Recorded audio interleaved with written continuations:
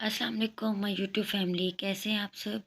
उम्मीद है कि आप सब खैरियत से होंगे। अल्हम्दुलिल्लाह मैं भी बिल्कुल ठीक हूँ और एक नए ब्लॉग के साथ आपकी खिदमत में हाजिर हूँ। कल हमने चैप्टर पढ़ा था नामदेव वाली और उसको फुल रीड आउट नहीं किया था। उसका पार्ट 1 मैंने आपको सेंड किया था। पहला हिस्सा थोड़ा सा चैप्टर लंबा है तो मैंने उसको कहा पार्ट्स पे डिवाइड कर लेते हैं। तो चलें जी, उसका बकाया हिस्सा आज पढ़ते हैं। तो स्टार्ट करते हैं अपनी पढ़ाई।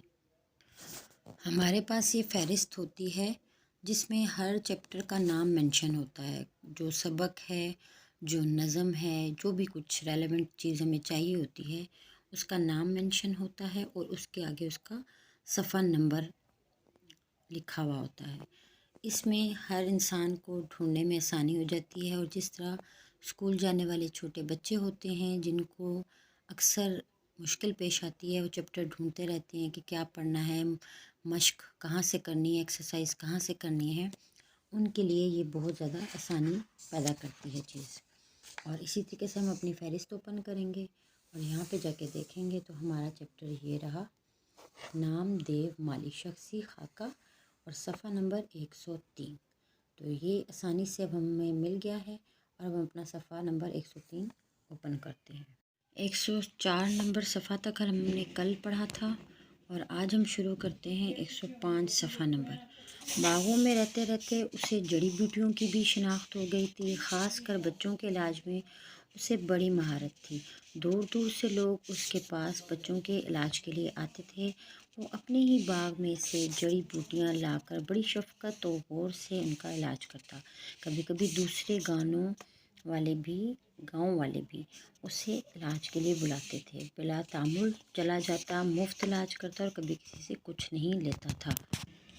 गानों का मतलब वाकई ही गांव लिखा हुआ है और बिला तामुल कहते हैं बग़ैर झिझके, मतलब जो भी कोई उसको बुलाता था उसकी खिदमत में वो चला जाता था।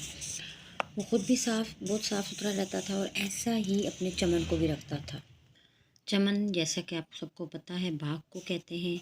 इस कदर पाक साफ जैसे रसोई का चौका। रसोई का चौका कहते हैं जैसे हम अपने बावर्ची खाने को साफ़ सुथरा रखते हैं। क्या मजाल जो कहीं घास फूस या कंकर पत्थर पड़ा रहे, इतनी सफाई होती थी। रोशी बाकायदा, थामले दुरुस्त। रोशी मतलब जो बिछाने वाली कोई जिस पे रख कर काम किया जाता है। संचाई और शाखों की काट छांट वगैरह पर वक्त पर। रोशे में मेरा ख्याल है जो लाइनें लगती हैं, रोशें जो कतारों में बनी हुई होती हैं। और झाड़ना बहारना सुबह शाम रोज़ाना, मतलब जो कुछ भी बाग में सब कुछ किया जाता है वो सारा कुछ वो करता था।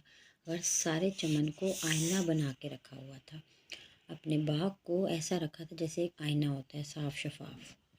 बाग के दरोगा अब्दुल रहीम ख़ान फैंसी ख़ुद भी बड़े कारगुजार और मुस्तैद शख्स थे। मुस्तैद कहते हैं होशियार, चौकन्ना, फुर्तीला और दूसरों से भी खींच तान कर काम लेते हैं। अक्सर मालियों को डांट डपट करनी पड़ती है वरना ज़रा भी निगरानी में ढील हुई हाथ पर हाथ रख कर बैठ गए, या बीड़ी पीने लगे या साए में जा लेटे।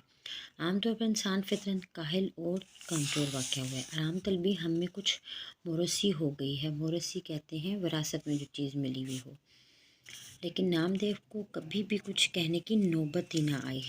वो दुनिया माफिया से बेखबर अपने काम में लगा रहता, मतलब अपने न उसको आस पास की खबर न किसी और की, अपने काम में करता। ना सताइश की तमन्ना, न सिले की परवाह।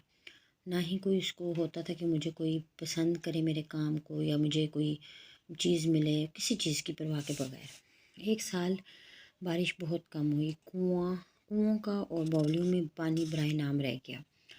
बाउलियाँ कहती हैं सीढ़ीदार कुएँ को जिसमें सीढ़ी लगा कर जाया जाता है। बाग पर आफत टूट पड़ी। बहुत से पौधे और पेड़ तलफ हो गए। तलफ हो जाना, दरख्त का सूख जाना।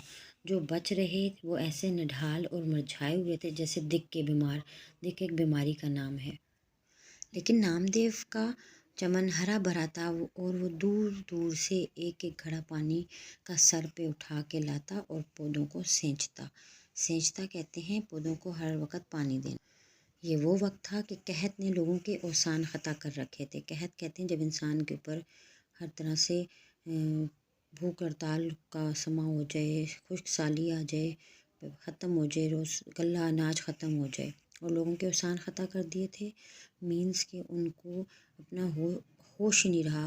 اوسان خطا ہو جانا ہوتا ہے جب آپ کے پاس ہاتھوں سے کچھ چیز نکل جائے اور آپ کے پاس کوئی ذریعہ نہ ہو، اور انہیں پینے کو پانی مشکل سے میسر آتا تھا، پانی بھی نہیں مل رہا تھا، مگر یہ خدا کا بندہ کہیں نہ کہیں سے لے ہی آتا اور اپنے پودوں کی پیاس بجھاتا۔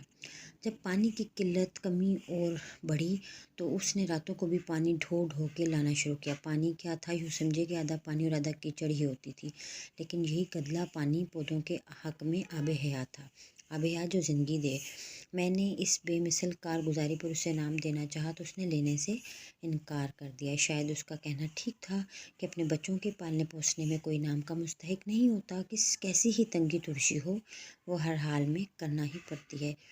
تنگی ترشی کہتے ہیں مشکل یا پریشانی۔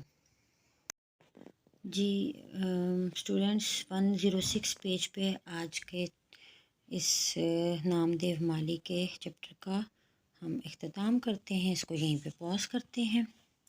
اس کا بقیہ حصہ انشاءاللہ کل آپ کے ساتھ شیئر کروں گی۔ آئی ہوپ آپ کو یہ سمجھ آ گیا ہوگا، مشکل الفاظ کے معنی بھی پتہ چل گئے ہوں گے۔ پھر بھی اگر کچھ سمجھ نہ آئے تو اپنے کمنٹس میں ضرور مجھے بتائیے گا، میں آپ کو اس سے بہتر سمجھانے کی بھی کوشش کروں گی۔ اور کوشش کیجئے کہ اپنی پڑھائی کو روز کی روٹین میں اپنائیں، روز پڑھائی کریں، یعنی کہ ریڈنگ کریں، اس سے آپ کا الفاظ کا تلفظ اچھا ہوتا ہے، مشکل ورڈز کو لکھیں، بولیں، اچھے الفاظ کو اچھے تلفظ کے ساتھ انشاءاللہ ریڈنگ میں بہتری آتی ہے۔ تو جی اس کے ساتھ ہی میں اپنے ولاگ کا اینڈ کرتی ہوں، کل پھر ملیں گے انشاءاللہ۔ اللہ حافظ۔